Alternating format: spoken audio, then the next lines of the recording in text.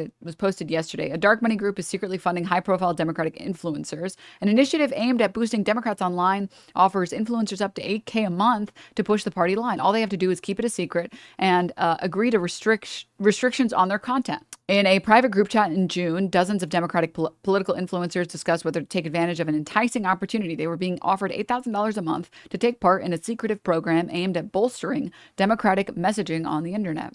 But the contract sent to them from Chorus, a nonprofit arm of a liberal influencer marketing platform, came with some strings. Among other issues, it mandated extensive secrecy about disclosing their payments and had restrictions on what sort of political content the creators could produce. In their group chat, influencers debated the details. Should we send a joint email, or are we just going to send things separately and hope they change everything for everyone? Lorenzo, a non-binary creator in Columbus, Ohio, with over 800,000 TikTok followers, asked the group. Some joked about collective bargaining. Any Newsies fans here? Eliza Orland's a public defender and reality TV star known for her appearances on Survivor, posted in the group. We're a union just by saying so. Influencers in the chat collectively had at least 13 million followers. Across all social media platforms, they represented some of the most well-known voices online, posting in support of Democrats, and they're the key to wherever the party moves next. Ultimately, the group didn't make much progress. Average Democrat, average liberal, not making any progress. Reading through this revised Chorus contract, like, you win some, you lose some. A reproductive justice influencer named Pari, who posts under the handle Women in America, responded later in the thread. I also think there's at least 4 other things that should change, but the vibe I got from their email was that there would be minimal, if any, changes. Okay. And then she talks more about the different influencers. It says here, for years, Democrats have struggled to work with influencers. In 2024, Joe Biden snubbed several prominent content creators after they lightly criticized the administration over its policies on climate change. COVID, Gaza, and the TikTok ban. Content creators who challenged Kamala Harris, including Hassan Piker, a well-known influencer on the left, were similarly unwelcome at campaign events. After Democrats lost in November, they faced a reckoning. It was clear that the party had failed to successfully navigate the new media landscape. While Republicans spent decades building a powerful and robust independent media infrastructure, maximizing controversy to drive attention and maintaining tight relationship with creators despite the small agreements with Trump, the Democrats have largely relied on their outdated strategies and traditional media to get their messages out. I mean, do we need to go back and watch fucking Trump on Aiden Ross and XQC's stream? Do we need to do that? Like, you can, I mean, I think all of us hate Trump a decent amount, a good amount, but he was able to convince people that he was going to do something that was going to be good for the people. Now, was it? Of course not. Of course not. But then that's why you have fucking clips of Lacey going on and being like, dude, I bought this fucking car thing and now it's going to be $2,000 more expensive because of the tariffs. I don't even know what a tariff is. I thought he was going to save me money. Now, Democrats hope that the secretive Chorus Creator Incubator Program, funded by a powerful liberal dark money group called the 1630 Fund, might tip the scales. The program kicked off last month. Creators were involved. Oh, so this isn't because there was also this like Progressive Victory PAC that was like funding a bunch of Democrat shit libs, basically like Hutch, and it was paying them like thousands of dollars a month to do the same thing. But I guess this is a different one, maybe a little bit more focused on TikTok. Influencers included in communications about the program and in some cases on onboarding session for those receiving payments from the 1630 Fund, including Olivia Juliana, the center's Gen Z influencer who spoke at the 2024 DNC. Then it lists a couple other people.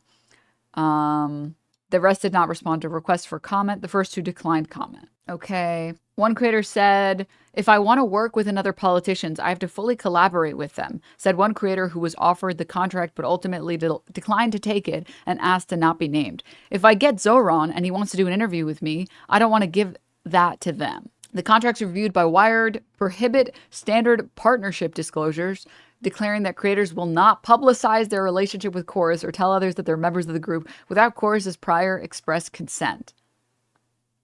They also forbid the creators from disclosing the identity of any funder and give Chorus the ability to force creators to remove or correct content based solely on the organization's discretion if that content was made at a Chorus organized event. That's insane.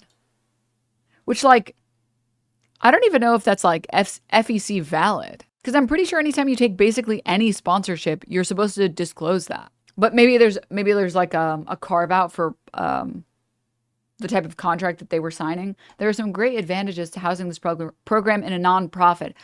Ah. Wilson said to creators on a Zoom call reviewed by Wired, "It gives us the ability to raise money from donors. It also, with this structure, avoids a lot of the public disclosures or disclaimers. You know, paid for, blah, blah, blah, blah, blah. You see that on political ads. We don't need to deal with any of that. Your names aren't showing up on like reports filed with the FEC."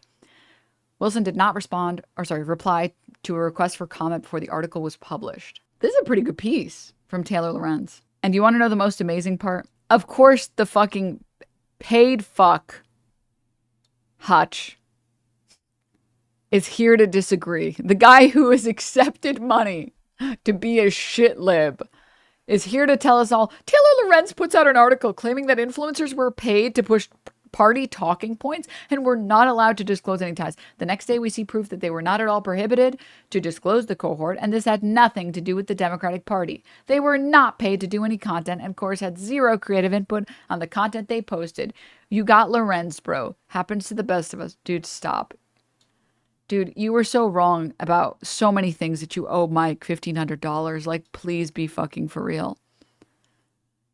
Please be real. Oh my God. The sheer force and amount of pushback from them on our journalism tells us everything we need to know. I wasn't sure if this article is correct, but now that Hutch says it isn't, I'm 100% confident. He's like, all you need to do is find Hutch disagreeing with something and you're like, well, the other side has to be right. It has to be. Oh God. The video of Hutch saying Hassan is worse than Trump is so fucking funny. Guy's never been right about anything in his life. It's so sad. Chat, like if you cry every time, okay? That's fucked up. You can't laugh at people like that. You can't laugh at their suffering and their pain like that, man. Stop. Oh my God. Oh my God. Okay, wait. Okay. What's wrong with Hutch? He's a bit slow. DNM wiggle, DNM wiggle. Not the Hutch fan calling Hutch slow. No. But he backs up what he says most of the time. There's so many things wrong with your sentence. He's kind of slow. Backs it up most of the time.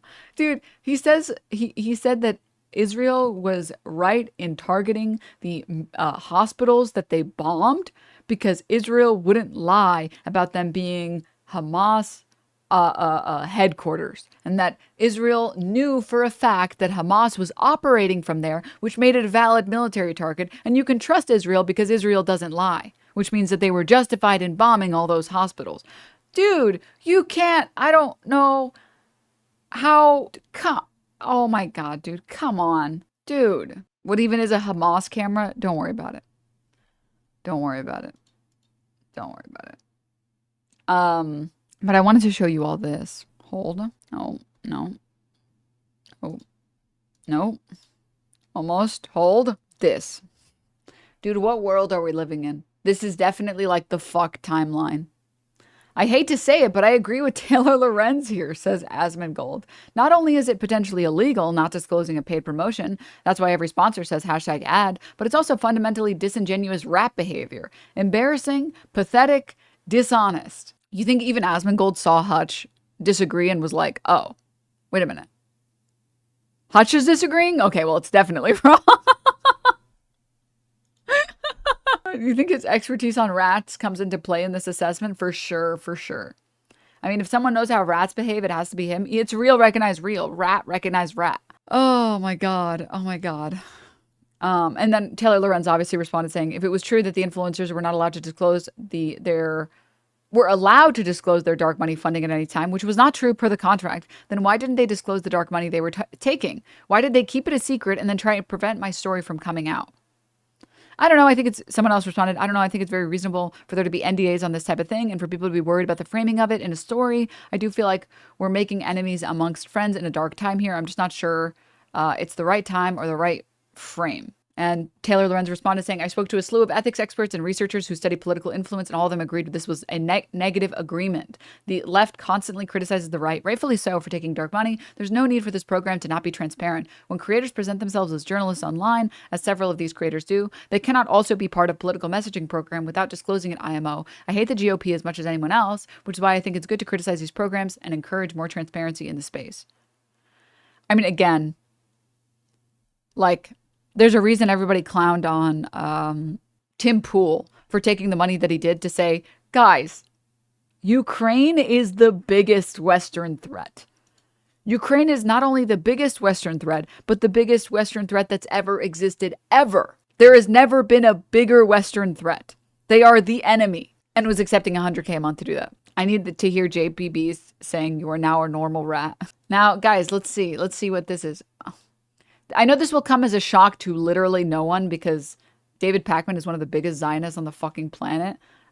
But he was also listed in this as one of the people that's being paid to shill for the Democratic Party.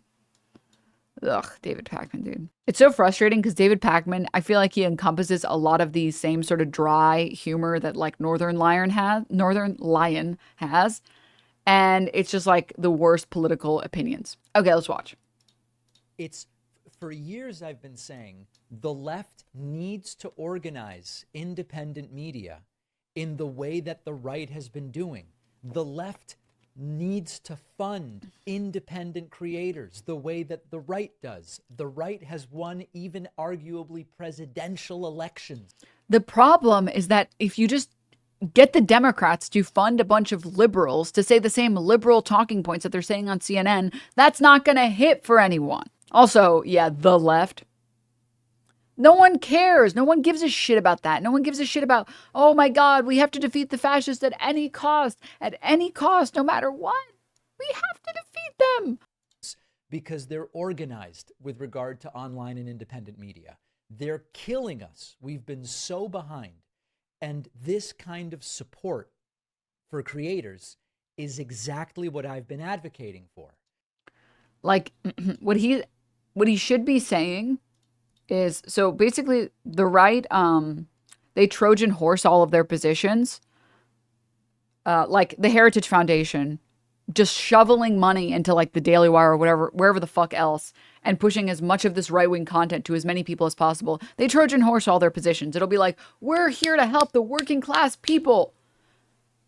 Meanwhile, just like cuts every type of funding for every type of poor person on the planet, or like in this country, cuts Medicare, cuts Medicaid, cuts Social Security, cuts any coverage for infrastructure. Like they literally just, again, they will push one sentence or one statement or one opinion and be like, we're going to fix your lives by removing the Democrats, okay? We're going to stop these trans. We're going to stop these immigrants. And then they actively, destroy your life as much as they can. The problem is that Democrats, what they do is they say, hey, we're going to pay you to say that we're not going to do anything different. So you need to get on your show, on your Twitch stream, and we'll pay you $8,000 a month to get on your TikTok and say, the DNC is great, and they are fighting the fascists in power. You guys should vote for them. It's like, even if what you're talking about is accurate, what they should be doing is paying people to push the most left-wing policy possible and then not do that. That would at least be an effective Democratic Party position. If they went on and they said, we're going to introduce, Medicare for all. We're going to pay you to say Democrats want Medicare for all. And then when we're in power, we're not going to do that. At least that would be remotely reasonable. At least that would actually maybe win you an election. But paying people to say garbage is not going to make them win any elections. Paid $8,000 a month to say the Dems are doing good, everybody. Stop criticizing them. It's like, why would that be effective? Literally, why? They won't even lie about doing the good thing. It's like, we need more Gavin Newsom. And this is coming from a certified Gavin Newsom hater, so you can trust me. But we need more Democrats that are willing to accept or adopt Trumpian tactics. Like, we need Gavin Newsom, but actually a leftist. His social media platform. Does that make sense? Because the way that he treats social media is the way that every single Democrat should be treating social media. Like this shit. Oh, I didn't mean to click that. Wait, sorry. Hold. Okay, here we go. you offer thought. My final point on This is a clip from Fox News from a Vance interview. this is when I see far left politicians say, how dare you offer thoughts and prayers? You need action. You know, I don't care about your prayers. I care about what you're going to do to prevent this from happening. Why does it have to be one or the other? Why can't you pray for the speedy recovery of these kids who literally just got shot yesterday, while at the same time committing to making sure this doesn't happen again, or that it happens as infrequently as possible? I don't think there's anything inconsistent about saying a prayer to God for these innocent, beautiful kids, while also thinking constructively about how we're going to prevent this from happening the next time. You can do both of those things. You can hold a thought, both of those thoughts in your head at the same time. And Will, if you are a politician or you're a media commentator and two beautiful babies just got murdered while praying, and your politics force you to condemn prayer in response to it, you ought to get new politics, because something very wrong has gone on inside your soul. My final point on this is God forbid we actually do any gun control ever. God forbid. No, we just need more thoughts and prayers, everybody. Beautiful babies, beautiful kids. Listen, normally I would be very sussed out, but we all know that J.D. Vance is only attracted to couches. So I think this is the one instance where it's okay. That guy's allowed to say it, because he's definitely masking his love for couches. So it's okay. But there's no reason that every single Democrat shouldn't be tweeting like this and going in like this. Oh, you want to do gerrymandering? Okay, well, try it, bitch. California will never have a single red representative for as long as I'm gruesome Newsom. Send all the homeless people into the homeless crushing machine. You go low, we'll go lower. People wouldn't be so critical of the thoughts and prayers if it actually came with action like gun control. Yeah. And I'm sure, as many of you have seen, all of the rightoids are very, very, very keen on trying to call the shooter trans. I'm sure you guys have seen this story unfolding. We now know that the Minneapolis shooter, Robert Westman, was a mentally disturbed young man who, at the age of 17, with the approval of his mother, went trans and changed his name to Robin. Predictably, as with so many kids lured into this world, things got worse. Robert, then Robin, descended into darkness. 5 years later, he expressed regret about what he had done in a desire to detransition. Now, according to a translation of the purported manifesto, Westman wished he hadn't brainwashed himself and hadn't questioned his gender identity, writing that while he knows he wasn't a Also, didn't know Robin was a gendered name. I don't woman, he didn't feel like a man. Now, we don't know what sort of treatment he got, if any, but we do know that there needs to be an investigation into how so-called gender-affirming care... You know, it's so frustrating because if I may, I want to consider. I may? Okay, thank you. Gender is such a spectrum, and if it wasn't for soulless Republican pieces of shit, we could actually have conversations about gender and gender expression in a healthy way with the people around us. But because we can't have that because of these soulless ghouls, no one gets to have these conversations ever. There's Reddit will sometimes recommend me random subreddits on my phone, which initially I hated, but as time has gone on, I love it because it'll also recommend me random subreddits that make no sense. Like this morning, when I was peeing, it suggested me this one, and it suggested me a post on this subreddit. The subreddit is called R Anti-Gym, and it's a subreddit dedicated to being against the gaslighting people receive to go to the gym, which is a destructive activity that destroys your joints, stresses and ages the body, and leads to body dysmorphia. And I saw a post that said, are the people in here joking or are they serious? I genuinely can't tell. Like, these things it doesn't hurt. Having more muscle is actually good for your joints. It's one of the best things you can do to maintain good joint health, because then instead of all of the weight and like the stresses of gravity being on your joints, it's on your muscles instead. Obviously, you shouldn't take steroids. Steroids are not beneficial for you. And obviously, you shouldn't look like the fucking Liver King. Yes, that'll kill you fast. Having like most of your body be like muscle, veins, and whatever the fuck he was eating, cow balls or whatever, cow testicles. I don't know what the fuck these people eat. yeah, that's not good for you. I know. It's crazy concept here. But like a healthy amount of working out is very good for you. Moving on. One subreddit that got recommended to me was this one subreddit called Real D Trans. And it was actually like a really wholesome subreddit. And it made me really mad that detransitioners have, as we know of them, have completely shitified the conversations that queer people can have about conversations regarding transitioning. Because even think about, like, let's not even talk about being trans. Let's talk about just sexuality, right? There's a lot of people that go through a lot of different labels in their life before they settle on one that they feel comfortable with. There's a lot of people that think that they're straight, and then they think that they're questioning, and then they think that they're bi, and then they realize, oh, I'm just a lesbian or whatever. And there's a lot of people that think that they're lesbians and then realize that they're bi, or people who think that they're gay and then realize that they're whatever the fuck, right?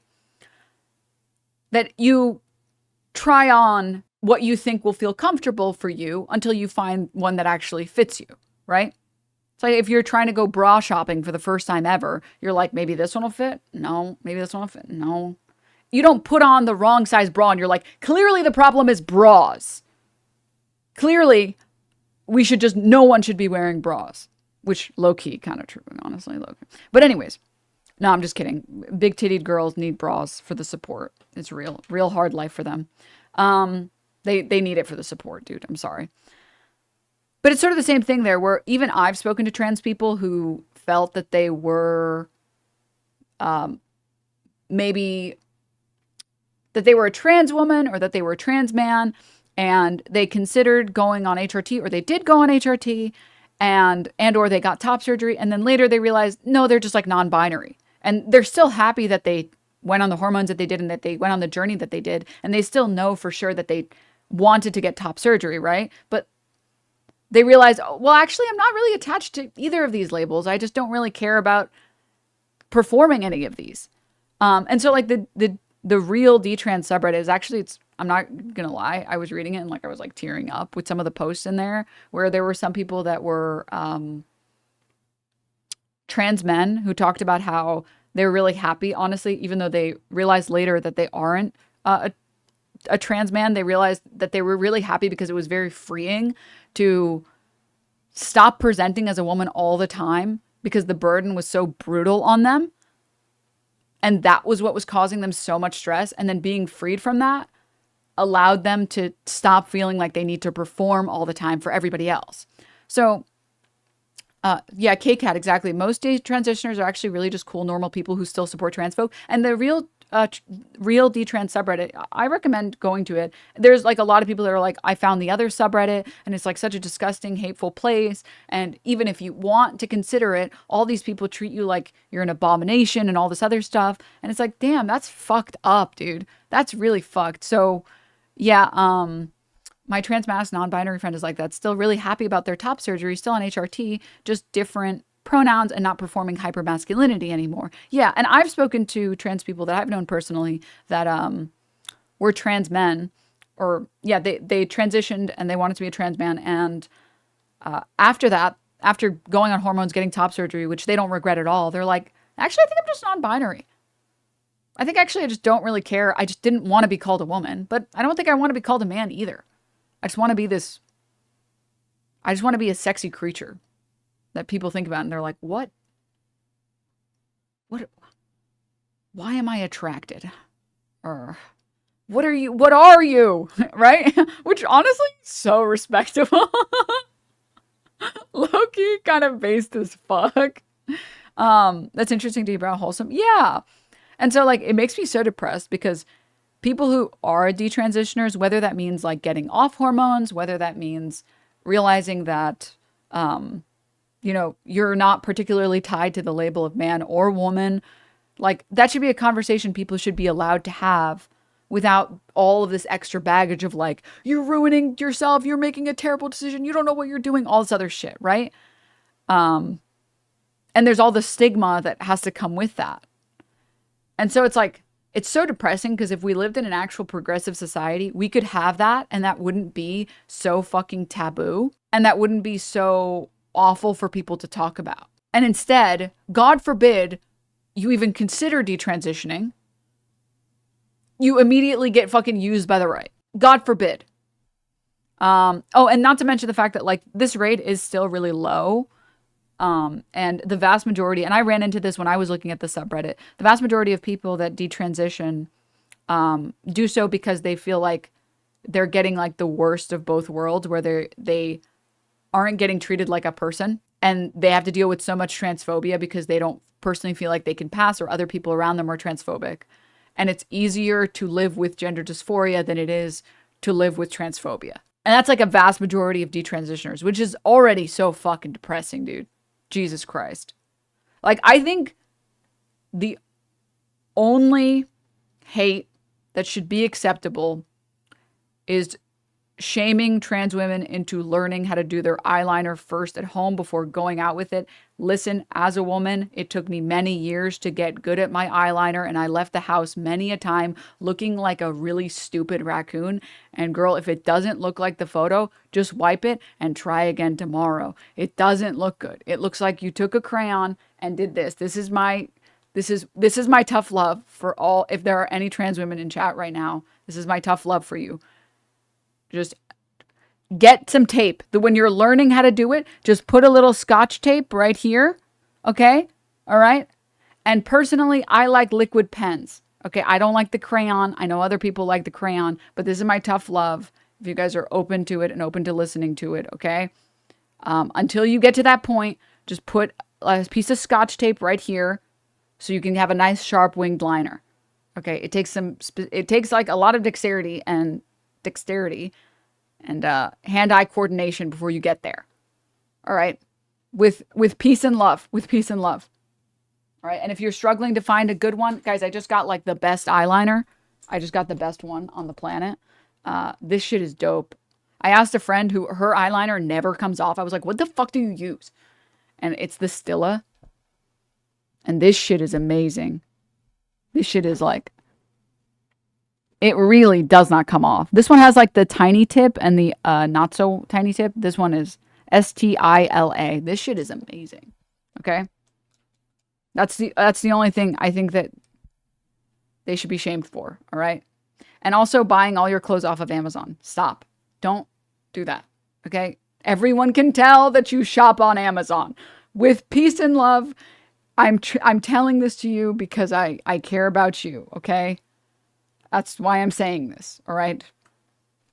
But like why can't that be why does the bullying have to be about like them being who cares if they're trans? I've been here too long. We should care more about the awful eye makeup I've seen out there in the world. Okay? And the awful Amazon furniture that I've seen out there in the world. Okay? You got to go to a thrift store. You got to go to the thrift store. You got to power through. Moving on. When will Fox News have a segment on eyeliner? They're the queens of Republican makeup. They will never do that. All right. Okay. All right. Moving on. Stop clocking the baby trans. It's a natural stage in the progression. I know. I feel like someone else needs to tell. I wish someone had told me that my eyeliner looked like shit back in the day. And I'm trying to be that person. All right? That's all. That's all I'm trying to say. As someone who loves eyeliner, that's all I'm trying to say. They just didn't get to have that face because they weren't like a woman when they were a teenager. Yeah, exactly. Listen, shopping while boy moding is super hard. Okay, I believe you on that. That's brutal. That is brutal. But, okay. So, TLDR on this. It's like really depressing to me to think about the fact that like, God forbid that you have the audacity to be trans in our society. And then you have the audacity to think, maybe I'm not a trans woman. Maybe I'm not a trans man. Maybe I'm this secret third thing. Or maybe this wasn't the decision I wanted to make. Or maybe I was dealing with this and this and this. And you want to detransition. Like, you, without your consent, get used by the fucking right to convince everybody else that being trans is bad. Like, what a fucking brutal shit show that you must have, like, to deal with. Is impacting our kids. This is the second shooting involving a trans-identifying shooter who specifically targeted Christians and Catholics. And how many straight white dudes are there? Like 6 billion? that fucking did school shootings. Are we fucking serious? Kids. What kind of consequences do the gender-affirming therapists, doctors, or even the parents of these shooters face after these types of shootings? You know what's the common thread between all of these shooters? Between the vast majority of shooters? That they're right-wing Nazis! It's like, I feel like... Sorry, I know that Fox News is being disingenuous, but did we not all know about, like, the fucking weird 4chan, like, femboy Nazi shit? Like, what? I don't know. I think it's more relevant that they were a Nazi. I think that that's more relevant than them. Maybe as an idea, maybe the violent ideology that they upheld was more important than their gender. Crazy, right? I don't know. Brought to you by BlackRock. This is in this now deleted video. Alleged Minneapolis church shooter Robin Westman told supporters to vote for Republican House candidate Brandon Herrera. I met Brandon Herrera at SHOT Show last year. He and I had a brief conversation. We agreed on a lot of things, so you guys should vote for him. But of course, Fox News can't talk about the fact that he was an open right-winger, an open Nazi. They have to talk about trans. By Pabst Blue Ribbon, Brandon Herrera for president. Yeah, I met Brandon Herrera at SHOT Show last year. He and I had a brief conversation, but I think we agreed on a lot of things. So, y'all should vote for Brandon Herrera for president. And Vintage Warfare promotes love and peace and accepting differences.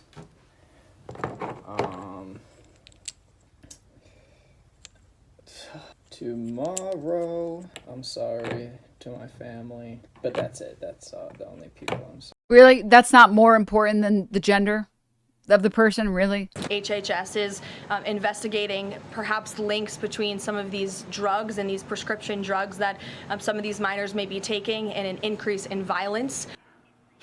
This also doesn't make any sense because right-wingers are the first people to always talk about how testosterone makes men men, and that's why boys are boys, because when you're pumping testosterone, you get really violent. But it's like, wouldn't they have been taking puberty blockers for the testosterone? Wouldn't that be the opposite then right now? What? Discuss is Dr. Drew Pinsky, host of Oh my God. Dr. Drew, please. Dr. Drew and Chief Patient Officer for the Wellness Company. Dr. Drew, Minnesota Democrats, they brag about being a safe haven for trans youth and adults. They celebrate and elevate transgenderism, including in schools. You've seen it at cultural events. Jacob Fry's taken part in some of these. But isn't it time to have a serious conversation about, like, a federal ban on any gender treatment of any kind at any medical facility, at least when it involves minors? And we don't contemplate the context in which it occurs, and we bureaucratize and centralize and politicize the practice of medicine, you're going to have bad outcomes. This kid had a context that was much more serious problem than was his gender feelings. The reality is it's like treating a fever when somebody has a pneumonia. You miss the underlying condition. And the reality also... So you agree then? Like, this is the Regina George moment. So you agree then it has nothing to do with that person's gender identity and had everything to do with the fact that they felt wronged by this country in whatever way, in whatever shape and form? That if someone is having mental health issues, maybe that's why they shot up a school or shot up a church or whatever. Maybe that's the reason. Maybe that's why. And not the gender identity. Also is, Laura, that there are people that do benefit from care, properly selected, properly timed. But we spend no energy figuring out who those patients are. So we're giving one size fits all, which only ends up in what looks to all of us like harm, as opposed to any potential benefit for anybody. Dude, I fucking wish that the percentage of people that think, sorry, you know how like Americans think that every single minority group is giga overrepresented? They think that like 20% of the population is Jewish, but also that 20% of the population is Muslim, but also that 40% of the population is black. Like they think like every single group is way more overrepresented than they actually are. And like these numbers are like 1%, 2%. And they think like 10% of the population is trans or some crazy shit. I wish that like half our population was trans so people could actually fucking go and talk to trans people.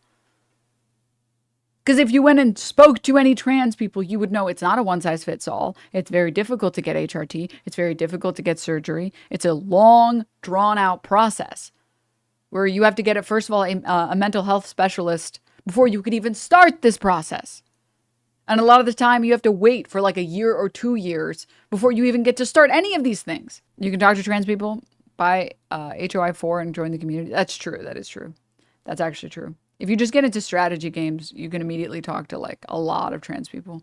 This is true. So do you think giving puberty blockers or even green lighting surgery for minors can be a good thing? I'm not clear about surgery, but I've seen many cases in which somebody, as they hit puberty, not getting puberty blockers, just getting hormonal therapies, are carefully assessed for many months, sometimes years, and then are told they're going to be taking dangerous medicines for the rest of their life.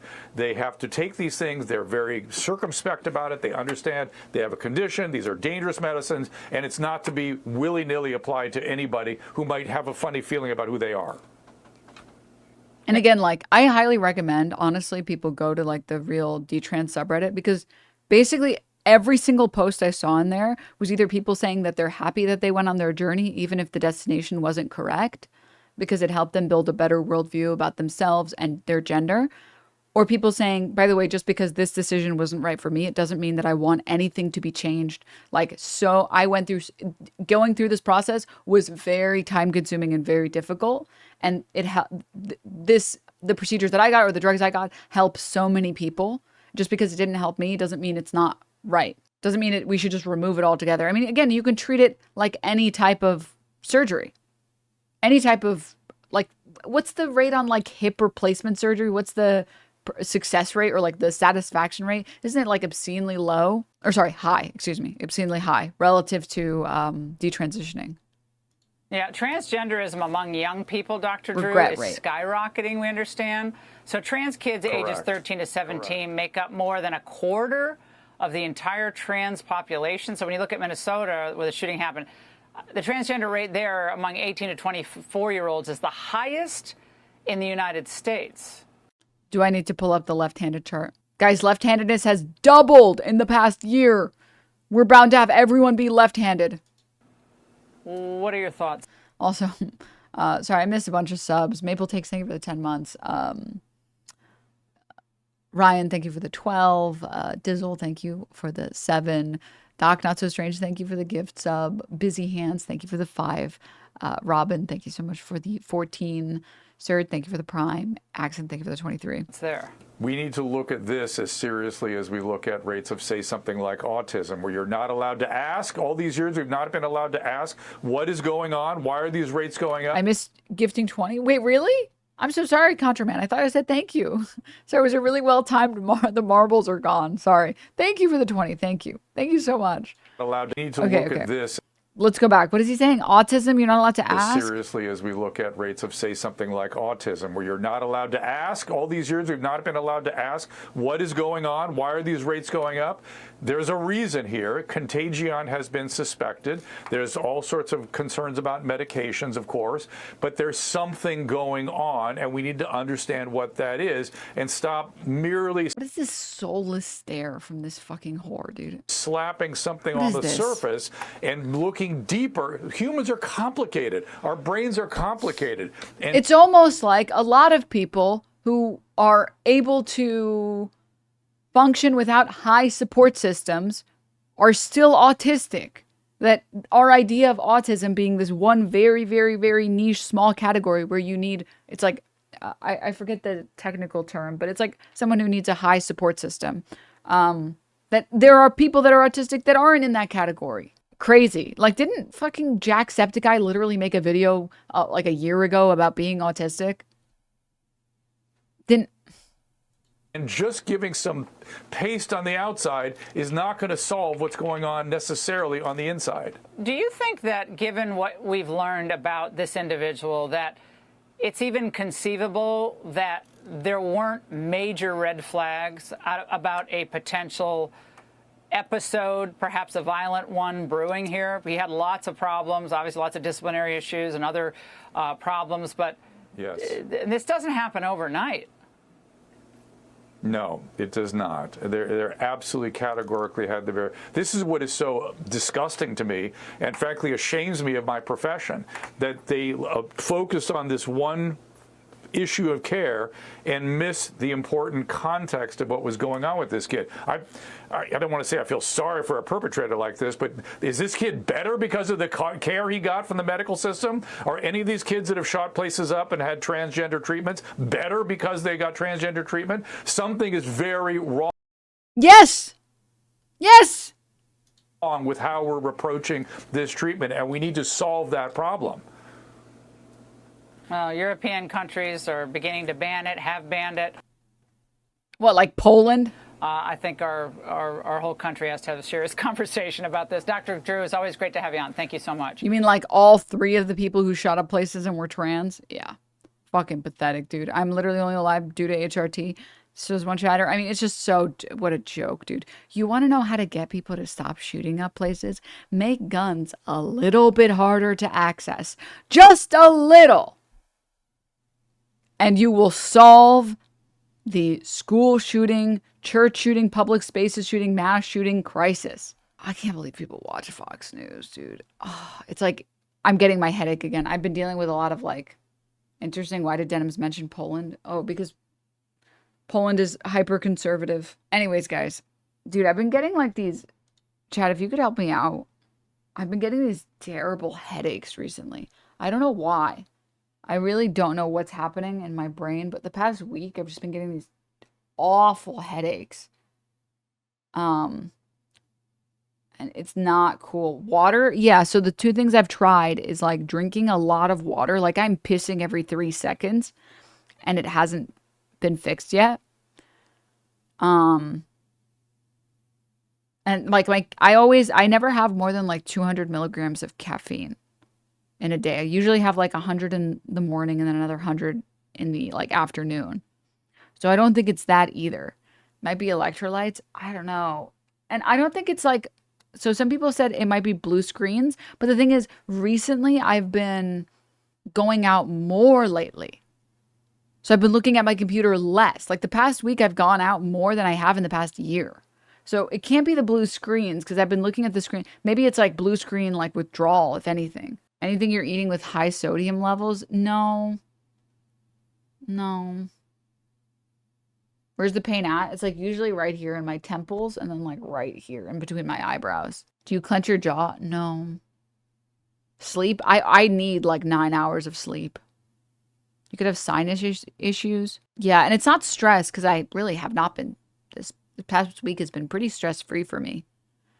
And I don't have any allergies or anything. Like I have like a dust allergy, but it's like really, really light. And I have like an air filter. So how's your sense of taste? Good. Good. And maybe it's like, maybe I haven't been getting, no, because I had a bunch of sugar. So it's not, I don't think it's that. Might be electrolytes. It might be electrolytes. Maybe eye strain. I don't think it's eye strain. Neck tension. Yeah, I've never gotten a massage before in my life. Like going to one of those like places that do like the deep tissue or whatever the fuck massage. So maybe I should do one of those and maybe just let them like really cook me. Bro, do it. I know a lot of people recommend it if you've never done it before. So maybe I should do that. Hey, Sean Hannity here. Hey, click here to subscribe. Could be COVID. I don't think so. I don't think so. But I'll try some electrolytes, and if that doesn't work, I'll try like massage. I'll try some type of massage. Don't go to the guy who cracks your neck. I'm not gonna go to a chiropractor, okay? Don't be fucking crazy. Don't be insane. Don't be insane. Do you have any Sudafed? No, I don't. So yeah. Well, we'll see. We'll see. We'll see.